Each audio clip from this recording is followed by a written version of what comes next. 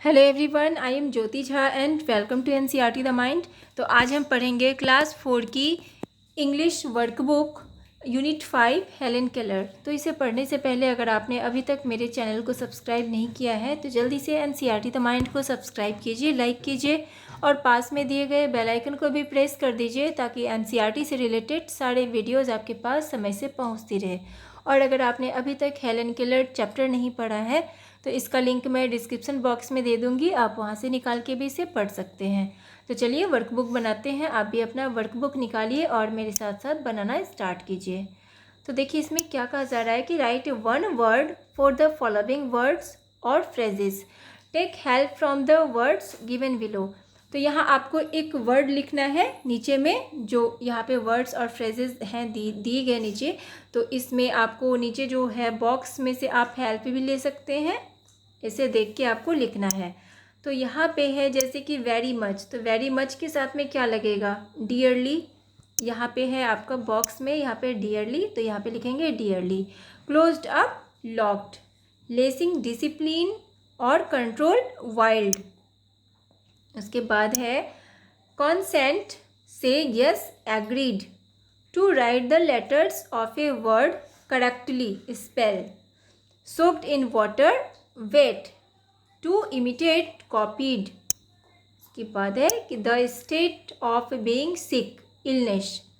तो इस तरह से इसे जो राइट वर्ड है वो आपको यहाँ पे लिखना है कि कौन सा वर्ड किसके साथ लगेगा, तो वो आपको देख के ही लिखना है अच्छे से। उसके बाद है कि make sentences with the following words. अब जो नीचे जो वर्ड्स दिए गए हैं उससे आपको मेक सेंटेंस बनाना है आपको। तो देखिए आप क्या, जैसे कि हेल्दी है तो हेल्दी का क्या हो जाएगा, he is healthy. Strict, the teacher is strict. Parents, where are your parents. Smart, he is very smart. Understand, understand का आई अंडरस्टैंड ऑल क्वेश्चंस। तो इसी तरह से इसे बनाएंगे। अब है रीडिंग सेक्शन।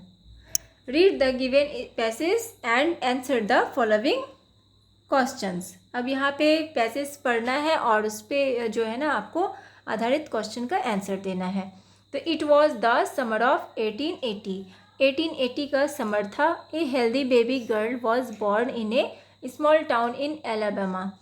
तो एक हेल्दी बेबी गर्ल ने जन्म लिया था स्मॉल टाउन एलाबामा में।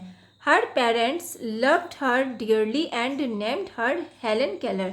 तो उसके पेरेंट्स उससे बहुत प्यार करते थे और उनका नाम रखा था Helen Keller. But one day the baby became ill and day after day her fever stayed high. लेकिन एक दिन क्या हुआ कि बेबी जो है वो बीमार पड़ गई और दिन ब दिन उसका जो है फीवर वो हाई होता गया, बढ़ता ही गया। तो चलिए अब क्वेश्चन देख लेते हैं कि when and where was Helen born. कब और कहाँ हेलन का जन्म हुआ था। तो लिखेंगे कि she was born in 1880 at Alabama.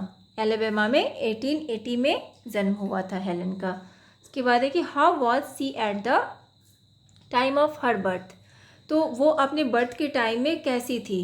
तो लिखेंगे she was healthy at the time of her birth. तो वो अपने बर्थ के टाइम में जब उनका जन्म हुआ था तो वो हेल्दी थी। उसके बाद है कि what happened to her one day. तो एक दिन उसके साथ क्या हुआ। तो सी बिकेम इल, तो एक दिन वो बीमार पड़ गई। State whether these sentences are true और फॉल्स। अब यहाँ पे आपको ट्रू फॉल्स में आंसर देना है।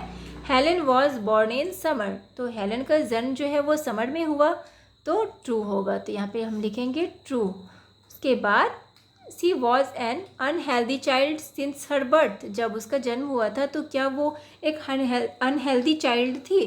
तो क्या होगा ये, फॉल्स। इसमें हम लिखेंगे फॉल्स। अब यहाँ पे आगे का पैसेज है कि तो हेलन कुड नॉट हियर और she was a bright little girl. हालांकि हेलन जो है वो देख नहीं सकती, सुन नहीं सकती, फिर भी वो एक ब्राइट गर्ल है। Some people thought Helen could not learn anything. तो कुछ लोग कहते हैं कि कुछ लोग सोचते हैं कि हेलन जो है वो कुछ नहीं कर सकती। Her mother did not agree. उसकी मदर जो है सहमत नहीं थी इस बात से। Helen is very smart, she said. वो कहती थी कि हेलन जो है वो बहुत ही स्मार्ट है। अब क्वेश्चन है कि what type of girl was Helen. तो हेलन किस टाइप की गर्ल थी? तो क्या लिखेंगे answer? She was a bright little girl. तो वो एक ब्राइट लिटिल गर्ल थी। What did people think about her. तो लोग उसके बारे में क्या सोचते थे? तो people think Helen could not learn anything. तो लोग सोचते थे कि वो कुछ नहीं कर सकती, कुछ नहीं सीख सकती हेलन। ठीक है, उसके बाद देखिए what was her mother's opinion about Helen. तो उसकी मदर का ओपिनियन क्या था? हेलन के बारे में हेलन की मदर का ओपिनियन क्या था?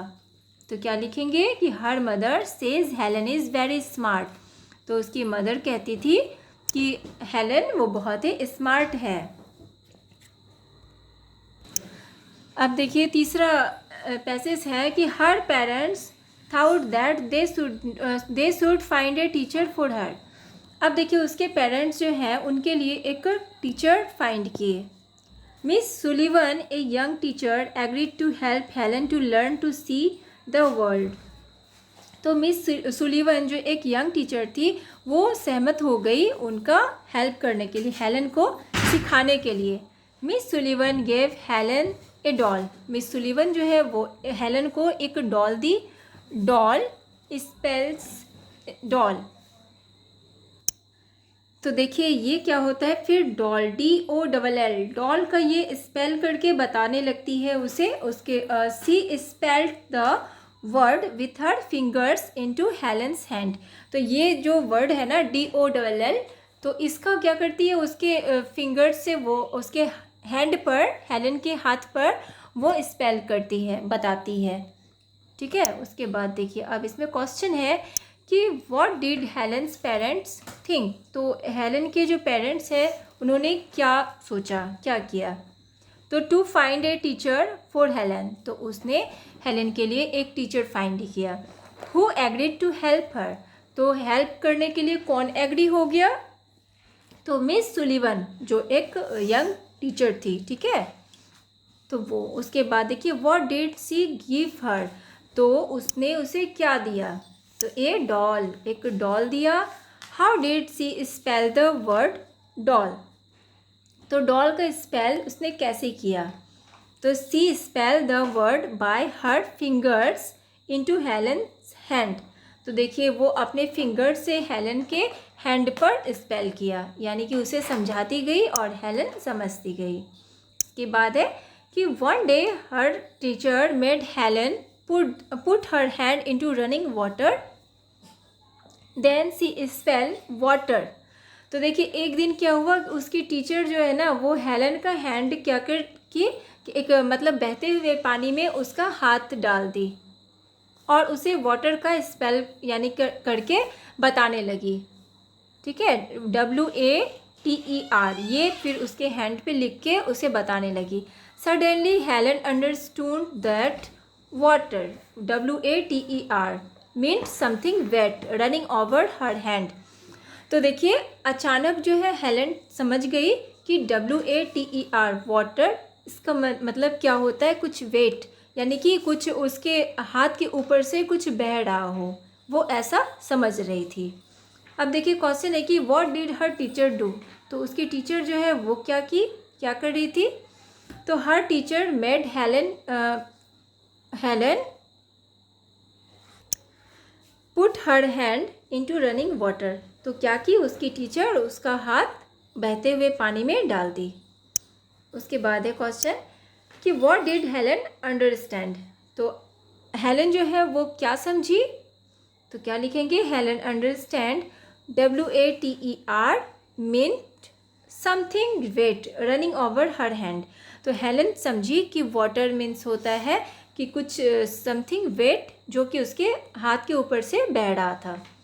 उसके बाद है which word in the passage is the opposite of dry. तो अब देखिए इस पैसेज में ड्राई का अपोजिट क्या होगा? तो कौन सा वर्ड होगा? तो लिखेंगे वेट। उसके बाद यहाँ पे है language corner. Right a single word for the group of words given below. Choose words from the box. अब देखिए इसमें कहा जा रहा है कि ये जो एक ग्रुप है नीचे जो है ना, उसके लिए आपको सिंगल वर्ड का यूज़ करना है, ठीक है, जो कि यहाँ पे बॉक्स में दिया गया है, इससे आप बताएंगे। तो यहाँ पे देखिए 100 ईयर्स, 100 ईयर्स को हम क्या बोलेंगे? Century. A traveller through outer space, तो इसे हम क्या कहेंगे? Astronaut. A person who loves his country, तो इसे क्या बोलेंगे? पैट्रियोट। उसके बाद फिर है कि a women whose husband has died, तो क्या होगा? उसको हम पढ़ेंगे विडो, ठीक है। तो इसी तरह से हमें ये से बनाना है। उसके बाद है select the correct conjunction to complete the following sentences. अब यहाँ पे सेलेक्ट करना है आपको करेक्ट कंजक्शन जो है, तो ये सेंटेंस को कंप्लीट करने के लिए। तो यहाँ पे देखिए क्या हो जाएगा? आई रन फास्ट, यहाँ पे देखिए ब्रैकेट में बट एंड दिया गया है, 2 दिया गया है। अब इसमें करेक्ट क्या होगा? बट होगा। I ran fast but missed the bus. Go और sit on your bench quietly. She could not speak, क्या हो जाएगा यहाँ पे? और या बट, तो but. Here, she could not speak but here. अब देखिए यहाँ पे आगे, we played football until it grew dark. Grandma has gone to the doctor because she has fever. तो इसी तरह से करेक्ट जो है ना कंजक्शन इसके साथ में यूज़ करेंगे और इसे बनाएंगे। अब यहाँ पे क्रिएटिव राइटिंग है कि how can you help A person who is physically challenged. Explain in 50 to 60 words. अब यहाँ पे देखिए, यहाँ पे कहा जा रहा है कि आप जो है ना कैसे आप हेल्प कर सकते हैं उस पर्सन का जो कि फिज़िकली चैलेंज्ड हो। यानी कि फिज़िकली चैलेंज्ड का मतलब है कि जैसे कि जिसे किसी को जैसे पैरालिसिस मार दिया हो, कोई ब्लाइंड है, कोई सुन नहीं सकता, कोई जो है यानी बहुत सारा प्रॉब्लम होता है, किसी का पैर टूटा हुआ है, किसी का हाथ टूटा हुआ है, बहुत सारे परेशानियां होती है। तो उसका हेल्प आप कैसे करेंगे? तो जैसे कि ब्लाइंड है, अगर उसे आपको रोड क्रॉस कराना है तो उसे हाथ पकड़ के आप रोड क्रॉस कराएंगे। तो इस तरह से बहुत सारी होती है, तो आप कैसे हेल्प करेंगे तो वो आपको लिखना है। तो इसे आप 50 से 60 वर्ड्स में आप लिखिए इसे, ठीक है। तो ये आपका चैप्टर कंप्लीट हो चुका है। तो आपको कैसा लगा मेरा पढ़ाना? अगर अच्छा लगा हो तो मेरे चैनल NCERT द माइंड को सब्सक्राइब कीजिए, लाइक कीजिए और पास में दिए गए बेल आइकन को भी प्रेस कर दीजिए ताकि मेरे सारे वीडियोस आपके पास समय से पहुंचती रहे। और आपको कहीं भी अगर समझने में प्रॉब्लम हो रही हो तो आप मुझसे कमेंट के द्वारा भी पूछ सकते हैं। तो चलिए मिलते हैं अब हम नेक्स्ट वीडियो में। तब तक के लिए bye, take care, thanks to watch my video.